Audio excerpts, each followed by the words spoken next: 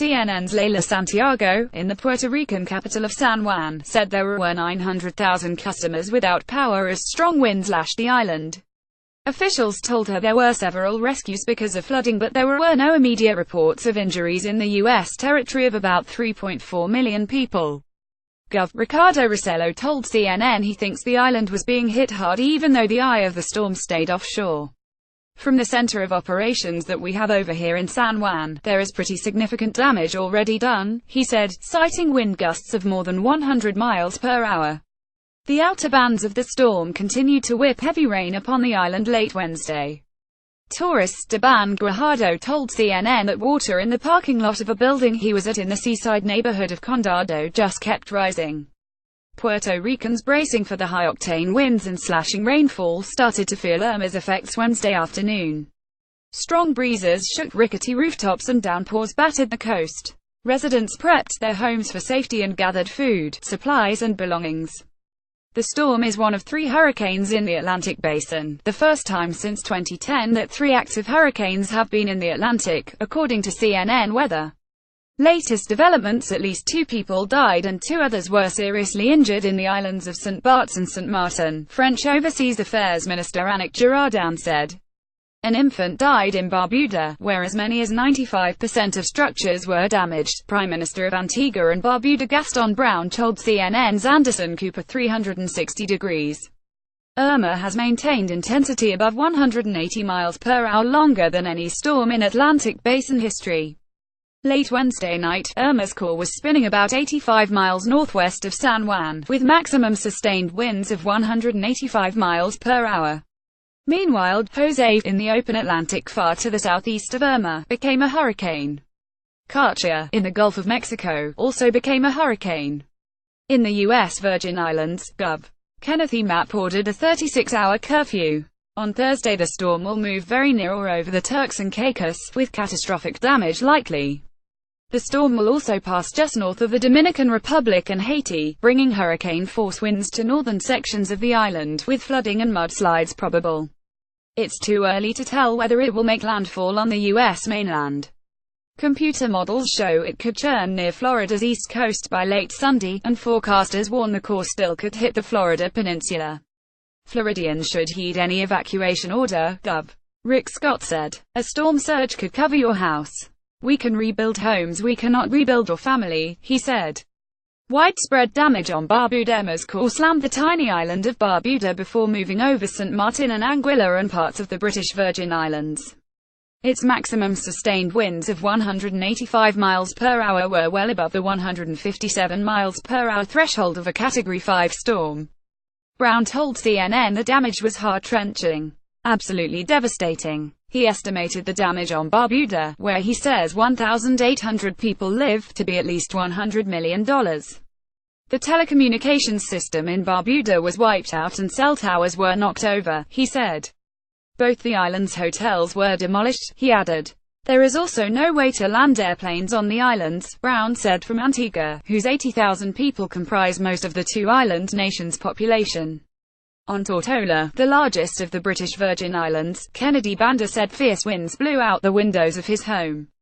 He and his family were taking shelter in a bathroom. He said he was bracing his body against the door in an attempt to keep it shut. Everything is blown out, he told CNN by phone near Road Town.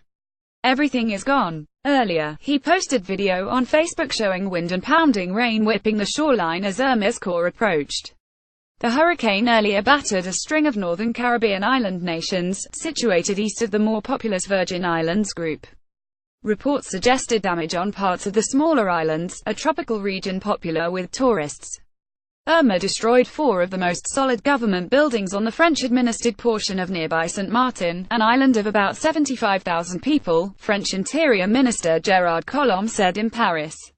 It's likely that all other older buildings there have at least been damaged, he said. Roughly 10 of these smaller islands such as St. Martin, Antigua and Barbuda, and St. Kitts and Nevis were pounded by hurricane conditions. 1. Guadeloupe has about 405,000 residents. The rest have about 264,400 people combined. It was hell to see Ann Taylor, whose husband works at a hotel in St. Martin, stayed there during the storm with their 2 children. When the storm winds started blowing hard in the middle of the night, they went into the hallway, as did a bunch of other hotel guests. About 5 or 10 minutes later she heard the loud sound of glass smashing in the room. Then we could feel a lot of pressure to the ears like an airplane was taking off a landing, and the sound from the wind sounded like I was in a haunted house, she said. She posted a video to Facebook Live on Wednesday, in which she said she was happy to have survived.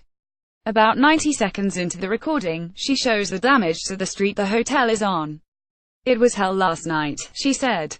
Though Irma's path is uncertain, forecasters have said it could turn toward Florida over the weekend, and officials there are ordering some evacuations and shutting down schools. Irma affected many northern Caribbean islands, even those not touched by the powerful core. In Marigot, Guadeloupe, Florida resident Lauren Ann Mayo rode out the storm on the 6th floor of a beachside hotel. "We've been hiding in the bathroom," she said in a video she posted to Facebook. About an inch of water covered parts of the floor, and pieces of drywall had fallen onto a balcony and a bed inside, she said. Mayo was there on a business trip.